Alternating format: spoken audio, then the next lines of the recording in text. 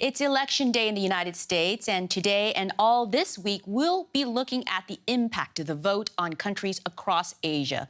One of the most important relationships for the U.S. in the Indo-Pacific is its engagement with India. The two countries, together with Japan and Australia, form part of what is known as the Quad, four democracies in a clear counterpoint to China, the region's large authoritarian state.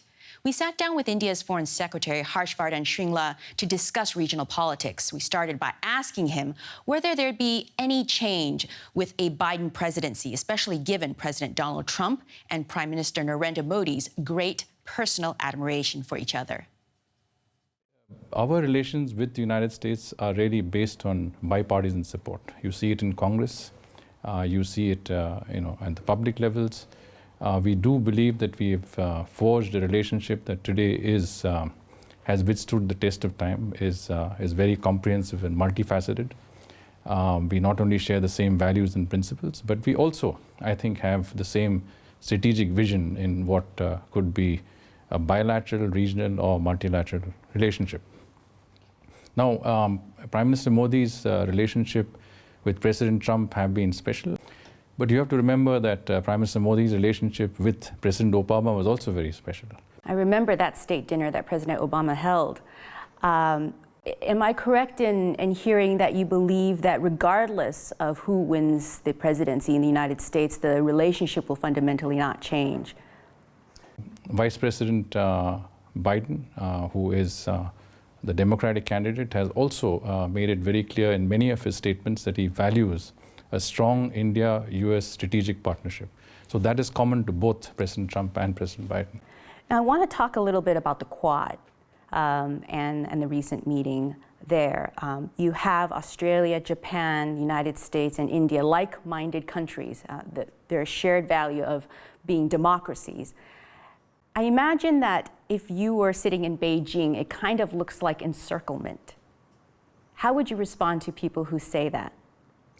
Well, the Quad is a grouping of countries which have the same vision of a free, open, transparent Indo-Pacific region, an international rules-based order, international freedom of navigation in global commons, and also issues such as open connectivity, respecting the sovereignty and territorial integrity of states. Essentially working to bolster the capacities and the abilities of countries in the Indo-Pacific with ASEAN as its centrality in a manner that is both constructive and cooperative.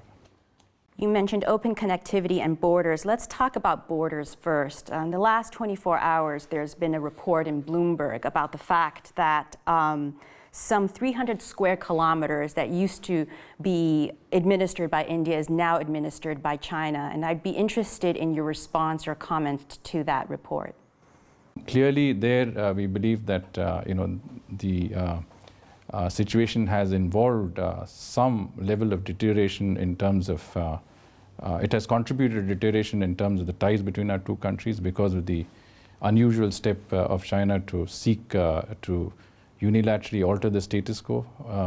You have to keep in mind that there is no common perception of the border, but yet if you seek to change where the current line where troops are, then of course it does impact on the larger relationship. We are concerned that China has taken this step.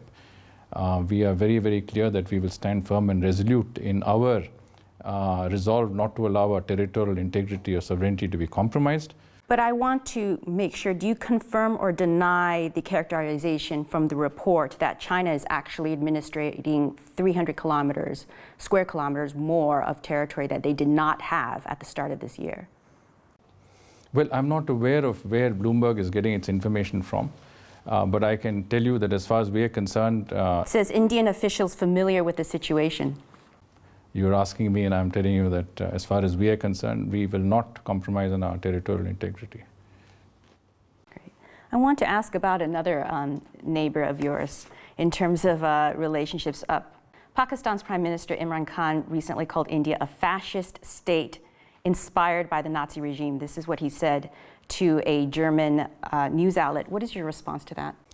Well, I can only say that is ripe coming from the Prime Minister of a country that does not recognize the state of Israel, that till now does not acknowledge that the Holocaust took place, that has provided a safe sanctuary for Osama bin Laden and Mullah Omar of the Taliban years after 9/11, a country that today has a debt which is higher than its GDP, a country that has enormous socio-economic problems and political problems now, with an entire coalition of all the opposition parties seeking to unseat Prime Minister Imran Khan and those who back him from the deep state. And it is clearly an attempt to distract international attention and domestic attention from his own problems that Imran Khan is making this statement. I mean, considering his situation and Pakistan's own approach towards radicalism, terrorism, and issues that are important to the international community, he really shouldn't be making such irresponsible statements. You'll allow me this question as someone who's born in Hong Kong. You talk about rules-based. A lot of rules can be interpreted to have been broken in Hong Kong. Is this a matter of concern for India? As a matter of policy, we don't comment on what becomes the internal affairs of states. We have said that there is a large community of Indian origin. There's a large Indian community in Hong Kong. So we're watching the situation with some level of attention and concern, and we will continue to do so. Secretary Shringla, thank you very much. Thank you so very much, Melissa. We have Anand Krishnan in Chennai joining us to provide more context following our interview with the Foreign Secretary. He is the Hindu's China correspondent and also the author of India's China Challenge.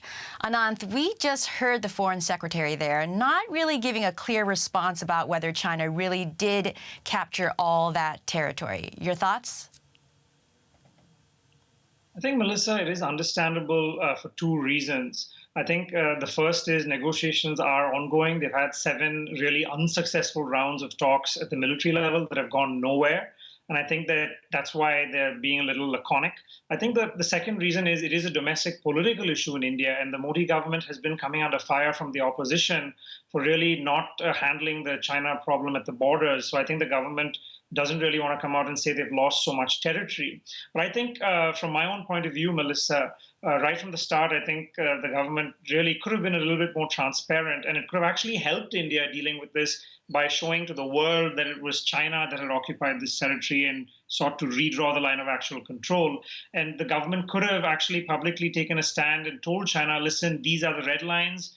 We have to return to status quo. So I find it a little puzzling why the government's actually been so reluctant to actually spell out what actually the on-the-ground situation is along the line of actual control and where China has made ingresses and occupied territory. Do you think there's a lack of trust on the Indian side when they look at the activities of the Chinese in the South China Sea, that they can ever really speak to the Chinese and come up with a resolution on the border issue? But unfortunately, Melissa, that's the only way. I don't think either country really wants a full-on conflict. And as difficult as it is, I think it's going to be a combination of continuing to talk at various levels between military commanders, between diplomats in Beijing and Delhi, but at the same time keeping up a very firm defensive posture, as India has done. And in end August, India actually occupied several strategic heights that have given it some bargaining power in the negotiations that it did not have previously. So I think the hope is both sides can find a meeting of minds, but I think there is still some skepticism in India that China, after mobilizing all these troops in early May, would they really walk back from all the territory they've gained? I think that's something that is going to be very difficult for India to achieve a full return to status quo, which is what India has publicly demanded. Well, this is election week, so I'm curious, do you agree with Secretary Shringla's assessment that the bilateral relationship between India and the U.S. won't change regardless of who wins, either Trump or Biden? I would broadly agree that I think the basic sort of motivations of the India-US relationship won't change. It's quite interesting, Melissa, that India is a bit unique among many countries and actually having quite a fond sort of experience dealing with Trump over the last 4 years. there have been issues on trade. I mean, who hasn't had issues with Trump on trade? But in terms of the defense relationship, in terms of the strategic relationship, actually, the India-US relationship has done fairly well under Donald Trump and with the Prime Minister Modi. Just one evidence of that, just last week, a week before the election, you had Secretary of State Mike Pompeo and the Defense Secretary Mark Esper come to Delhi for talks just a week before the election. And I think the message really was from the US that this is going to be a long-term strategic relationship. And the fact that they signed the fourth really important military defense agreement for sharing geospatial information, I think it really shows how, even though they aren't officially allies, there is a very, very close defense partnership that is growing even more close and growing even more stronger. And regardless of whether it's Trump or Biden in the White House, I think that is going to continue. There is going to be broad continuity, even if there will be some differences. And I think one minor point of concern for India is the Democrat administration tends to be more outspoken on issues such as human rights, situation in Kashmir, something where Trump really didn't want to get involved. So I think the Indian government is aware there will be small changes, but I think there is a realization that the broad contours of the relationship really have a bipartisan resonance in Washington right now. And I think that's a huge positive for the India-US relationship and a sign of how much it's grown over the last 10, 15 years. Where else do you see the US and India working together? I think, Melissa, one big gap is when it comes to economic cooperation. I think that India, US, Australia, and Japan, the so-called Quad, have done quite a bit in terms of security ties. They're going to be having huge exercises, the Malabar naval exercises this week. But where really I think they have lagged behind is in actually coming up and providing an alternative to countries in the region, in Asia, when it comes to financing, where they're all reliant on Chinese financing still, even though there has been some pushback to the Belt and Road Initiative.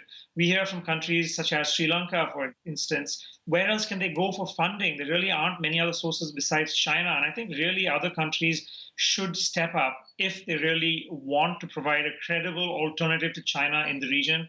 Quite frankly, Melissa, they haven't done enough. Anand Krishnan, thank you.